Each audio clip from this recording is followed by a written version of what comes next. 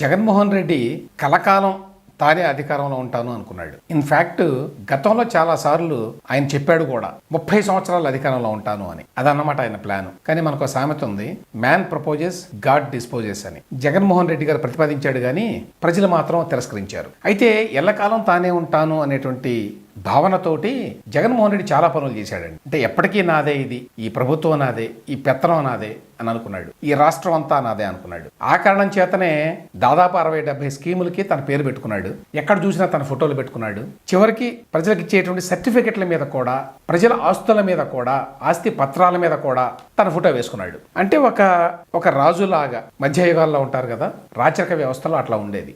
రాజుగారి పేరు మీదనే ఇస్తారు ఏదైనా ఎవరికైనా. అట్లా అనుకున్నాడు. ఇవాళ ఏమైంది పరిస్థితి? ఏమైందంటే చివరికి కనీసం ప్రతిపక్ష హోదా కూడా లేదు. దాని గురించే మాట్లాడుకుందాం ఇవాళ. ఏంటి ఈ ప్రతిపక్ష హోదా అనేది? ప్రతిపక్ష హోదా అనేది ఒక రికగ్నైజ్డ్ పొజిషన్. ఊరికే మనం మాటగా అంటాం కాదు. ఎందుకంటే ప్రతిపక్ష నేతకి క్యాబినెట్ హోదా ఉంటుంది.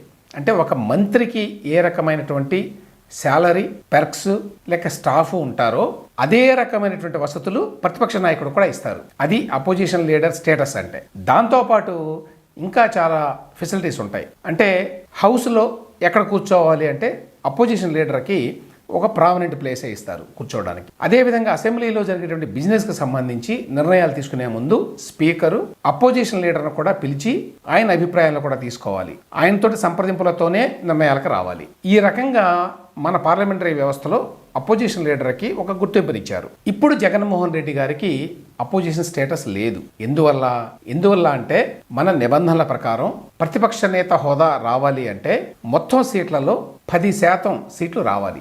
ఆంధ్రప్రదేశ్ అసెంబ్లీలో ఉన్న సీట్లు 175. అంటే 18 మంది ఎమ్మెల్యేలు ఉండాలి ఒక పార్టీకి కనీసం. ఉంటేనే ఆ పార్టీకి ప్రతిపక్ష పార్టీగా గుర్తింపు వస్తుంది అధికారికంగా. ఇప్పుడు జగన్మోహన్ రెడ్డి వైఎస్ఆర్సీపీకి వచ్చిన సీట్లు 11. దానివల్ల ఆయనకి ప్రతిపక్ష నేత హోదా అనేది ఉండదు. ఆయన 175 మంది ఎమ్మెల్యేల్లో ఒకడు. ఇంకే రకమైన ప్రత్యేకమైన గుర్తింపు ఉండదు. సెక్యూరిటీకి సంబంధించి కూడా ఒక ఎమ్మెల్యేకి ఎంత సెక్యూరిటీ ఉంటుందే అంతే సెక్యూరిటీ ఉంటుంది. కానీ ప్రతిపక్ష నాయకుడికి అవసరాన్ని బట్టి చాలా ఎక్కువ సెక్యూరిటీ ఇచ్చేటువంటి అవకాశం ఉంటుంది. సో ఆ రకంగా కనీసం 30 ఏళ్ల పాటు నేను అధికారంలో ఉంటాను అనుకున్న జగన్మోహన్ రెడ్డి చివరికి ప్రతిపక్ష నేత హోదా కూడా తెచ్చుకోలేకపోయాడు. ఈ పరిస్థితి గతంలో ఒకసారి 1994లో వచ్చింది. అప్పుడు ఎన్టీ రామారావు గారు ముఖ్యమంత్రిగా ఉండగా పెద్ద మెజారిటీతో గెలిచాడు ఆయన. 216 సీట్లేమో వచ్చినాయి ఆయనకి. అప్పుడు కాంగ్రెస్ పార్టీకి వచ్చిన సీట్లు 26. 294 మంది సభ్యులు ఉన్నారు అప్పటి అసెంబ్లీలో. 294 మంది ఉన్నారంటే కనీసం 30 మంది ఎమ్మెల్యేలు ఉండాలి ప్రతిపక్ష పార్టీగా గుర్తింపు రావాలంటే. కానీ 26 మంది ఎమ్మెల్యేలు మాత్రమే గెలిచారు. దానివల్ల దాన్ని ప్రతిపక్ష గ్రూపుగా మాత్రమే గుర్తించారు కానీ ప్రతిపక్ష హోదా ఇవ్వలేదు. ఇప్పుడు కూడా అదే పరిస్థితి వైఎస్ఆర్సీపీకి అసెంబ్లీలో. జగన్మోహన్ రెడ్డి ఏ స్థాయిలో తాను ఊహించుకున్నాడు అంటే చాలా ఏర్పాట్లు చేసుకున్నాడు. ఎప్పటికీ నేనే ముఖ్యమంత్రిని అని. అందులో చెప్పుకోదగ్గదే ఆయన సెక్యూరిటీ వ్యవస్థ. భారతదేశంలో మరే ముఖ్యమంత్రికి లేనటువంటి సెక్యూరిటీ అపారటస్ని ఆయన తయారు చేసుకున్నాడు. అందుకోసం ఒక చట్టాన్నే చేశాడు. ఆ చట్టం పేరు స్పెషల్ సెక్యూరిటీ గ్రూప్. ఈ స్పెషల్ సెక్యూరిటీ గ్రూప్ అనే దాన్ని కేంద్రంలో ఉన్నటువంటి ఎస్పీజీ మోడల్లో తయారు చేశారు. స్పెషల్ ప్రొటెక్షన్ గ్రూప్ అనేది ప్రధానమంత్రి గారి కోసం ఉంది. కాపీ కొట్టి యాజ్ ఇట్ ఈజ్గా అదే చట్టాన్ని రాష్ట్రంలో చేసుకున్నాడు మొన్న 2023 నవంబర్లో, అంటే 6 నెలల క్రితం. దీని ప్రకారం ఏంటంటే ఈయన కోసం ఒక ప్రత్యేకమైనటువంటి పోలీసు యంత్రాంగం ఉంటుంది. దాని పేరు స్పెషల్ సెక్యూరిటీ గ్రూపు. దాంట్లో ఎన్ని రకాల వ్యవస్థలు నెలకొల్పారు అంటే ఒక ఎస్హెచ్జి ఆపరేషన్ సెంటర్ అట, ఒక SHG planning and review center అట, ఒక field operational reconnaissance and surveillance center అట, ఒక ఎస్హెచ్జి ఎక్సలెన్స్ అకాడమీ అట, ఒక specialized training center for commandos అట, ఒక ఎస్హెచ్జి కెనైన్ ట్రైనింగ్ సెంటర్ అట, కుక్కల ట్రైనింగ్ కూడా ఒక సెంటర్. ఇవన్నీ ఎవరికి? రాష్ట్రానికి కాదు, ఒక్క ముఖ్యమంత్రి కోసమే. ముఖ్యమంత్రి, ఆయన కుటుంబ సభ్యులు అని రాశారు చట్టంలో. అంటే ఆయన భార్య, ఆయన పిల్లలు, ఆయన తల్లిదండ్రులు, ఆయనకి తల్లి మాత్రమే ఉన్నదనుకోండి, వాళ్ళకి మాత్రమే. అంటే ఏ స్థాయిలో తానే చాలా ప్రధానమైన వ్యక్తి, ఇంకెవ్వరూ కాదు అని జగన్మోహన్ రెడ్డి అనుకున్నాడు అంటే, మీకు సెంట్రల్లో ఉన్నటువంటి ఎస్పీజీ చట్టం ప్రకారం ప్రధానమంత్రితో పాటు ప్రతిపక్ష నాయకుడికి కూడా అవకాశం కల్పించారు. ప్రతిపక్ష నాయకుడికి కూడా ఎస్పీజీ ప్రొటెక్షన్ కల్పిస్తారు. కానీ ఈయన చేసుకున్నటువంటి స్పెషల్ సెక్యూరిటీ గ్రూప్ చట్టంలో ఒక్క ముఖ్యమంత్రికి మాత్రమే, ఆయన కుటుంబానికి మాత్రమే, ఇంకెవరికి లేదు, ప్రతిపక్ష నాయకుడికి లేదు. అట్లా చేసుకున్నాడు జగన్మోహన్ రెడ్డి చట్టాన్ని. 431 పోస్టులు శాంక్షన్ చేశాడండి దాని ఒక్కదాని కోసం, తన రక్షణ కోసం. గాల్లో ప్రయాణించేటప్పుడు, నేల మీద ప్రయాణించేటప్పుడు, సముద్రంలో ప్రయాణించేటప్పుడు, విదేశాల్లో ఉన్నప్పుడు అన్ని చోట్ల 24/7 భారీ సెక్యూరిటీ. అంతేకాదు ఆయన కుటుంబ సభ్యులకు కూడా పెట్టాడు. లండన్లో వాళ్ళ పిల్లల కోసం సెక్యూరిటీ వాళ్ళని పెట్టారు. ఎందుకంటే చట్టంలో ఉంది అది. ఆ స్థాయిలో తను తాను ప్రమోట్ చేసుకొని ఒక డివైన్లీ ఎలక్టెడ్ లీడర్ లాగా ఊహించుకున్నాడు జగన్మోహన్ రెడ్డి. ఊహించుకొని ఇంత భారీ ఏర్పాట్లు చేసుకున్నాడు. అంటే చాలా చేసుకున్నాడు. ఒక ఎగ్జాంపుల్గా చెప్పాను నేను. అటువంటి వ్యక్తికి ఇవాళ ప్రజలు ఏ రకంగా బుద్ధి చెప్పారు?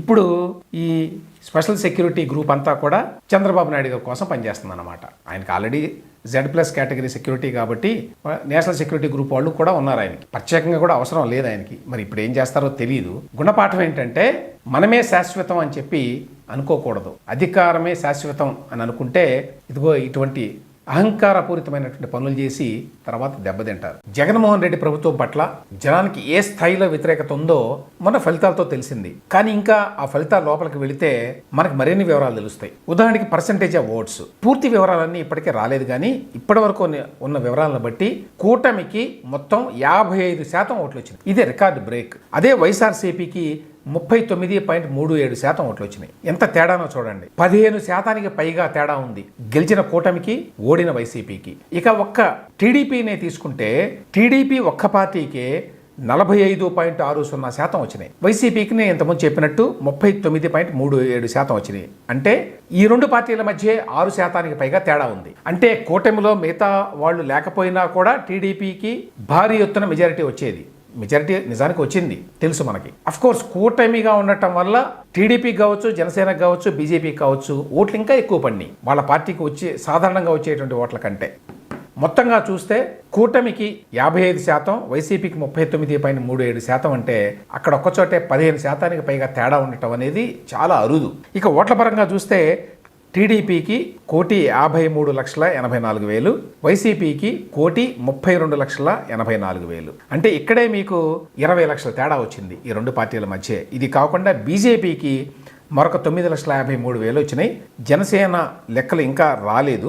కాంగ్రెస్కి కూడా 5,80,000 ఓట్లు వచ్చినాయి. ఇక ఇతరులు ఇండిపెండెంట్లు ఇతరులకి 28,79,000 ఓట్లు వచ్చినాయి. ఓవరాల్గా ఏమిటంటే వైసీపీ మీద ఏ స్థాయిలో వ్యతిరేకత ఉంది ప్రజలకి అనేది స్పష్టంగా తెలుస్తుంది. దీనివల్ల 15% తేడాతో ఓటమి పొందటం అంటే మామూలు విషయం కాదు. అందువల్లనే 151 సీట్లు తెచ్చుకున్న వైసీపీ 11 సీట్లకు పడిపోయింది. ఇంత గ్యాప్ ఉండటం వల్ల, 15% పైగా గ్యాప్ ఉండటం వల్ల. కానీ ఈ స్థాయిలో యాంటీ ఇన్కమెన్సీ ఉన్న విషయాన్ని జగన్మోహన్ రెడ్డి ఏమాత్రం కూడా గ్రహించలేకపోయాడు. ప్రజల మూడ్ని అర్థం చేసుకోకుండా రాజకీయ ప్రయోగాలు చేస్తే ఏ రకమైన పరిస్థితి వస్తుంది అనడానికి జేడి లక్ష్మీనారాయణ గారి ఉదంతం ఒక ఎగ్జాంపుల్. లక్ష్మీనారాయణ గారు ఈ మధ్యకాలంలో జై భారత్ నేషనల్ పార్టీ అనే కొత్త పార్టీని పెట్టి ఆ పార్టీ తరఫున విశాఖ ఉత్తర నియోజకవర్గం నుంచి పోటీ చేశారు అసెంబ్లీకి. పోటీ చేస్తే ఆయనకి డిపాజిట్ కూడా రాలేదు. 4వ స్థానంలో ఉన్నారు. కనీసం 3వ స్థానం కూడా కాదు. ఆల్రెడీ బీజేపీ వైసీపీ మధ్య ప్రధానమైన పోటీ ఉంది అక్కడ. కనీసం ఆ తర్వాతి స్థానంలో కూడా ఆయన రాలేకపోయారు. 3వ స్థానం వడ్డీ శిరీష అనే అభ్యర్థి, ఇండిపెండెంట్ అభ్యర్థి ఆవిడ. ఆమెకి 5,311 ఓట్లు వస్తే లక్ష్మీనారాయణ గారికి 5,160 ఓట్లు వచ్చినాయి. 4వ స్థానానికి పడిపోయారు, డిపాజిట్ కోల్పోయారు. ఇదే లక్ష్మీనారాయణ గారు 2019లో జనసేన టికెట్ మీద పోటీ చేశారు. విశాఖపట్నం పార్లమెంటు స్థానానికి పోటీ చేస్తే ఆయనకి 2,88,000 ఓట్లు వచ్చినాయి. అది సామాన్యమైన విషయం కాదు. ఆల్రెడీ అక్కడ 2019లో టీడీపీ, వైసీపీ రెండు కూడా రంగంలో ఉన్నాయి. వాళ్ళతో పాటు వాళ్ళ మీద పోటీ చేసినా కూడా ఆయనకి 2,88,000 ఓట్లు వచ్చినాయి ఆనాడు. కారణం ఏంటి? జనసేన ప్లాట్ఫామ్ మీద పోటీ చేయడం వల్ల.